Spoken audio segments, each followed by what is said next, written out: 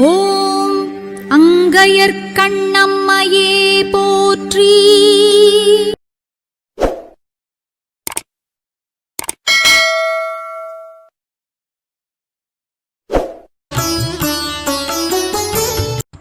மீனாட்சியம்மை பிள்ளை தமிழ் செங்கீரை பருவம் பாடல் 5. பண் அராவரிமிடற்று அருகால் மடுப்ப பசும் தேரல் ஆறு அலைக்கும் பதும பீடிகையும் முது பழ மறை விரிந்து ஒளி பழுத்த செம் நாவும் இமையா கண் அரா மரகத கற்றை கலாம் மன்னை கணமுகில் ததும்ப எங்கும் கார் வரையும் வெள் என ஓர் கன்னிமாடத்து வளர் கற்பூரவல்லி கதிர்கால் விண் அரா மதி முயல் கலை கிழிந்து இழி அமுத வெள் அருவி பாய வெடிப்போய் மீளும் தகட்டு அகட்டு இளவாளை மோதமுகை விண்டு ஒழுகும் முண்டகப்போம் தெள் நரா அருவி பாய் மதுரை மரகதவல்லி செங்கீரை ஆடி அருளே தென்னர்க்கும் அம் பொன்மலை மன்னர்க்கும் ஒரு செல்வி செங்கீரை ஆடி அருளே.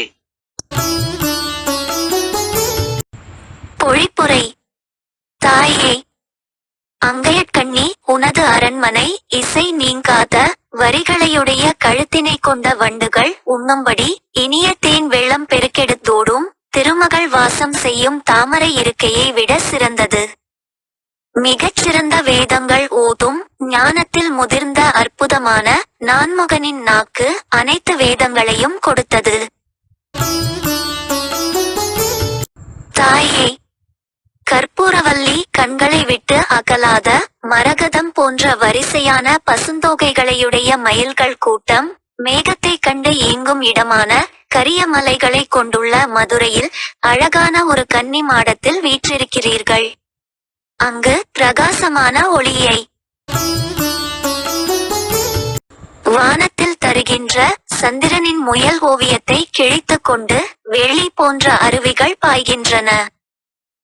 தாவிப்பின் மீழ்கின்ற தகடு போன்ற வயிட்டையுடைய இளமையான வாழை மீன்கள் மோதுதலால் தாமரை பூவின் மொட்டுக்கள் மலர்கின்றன.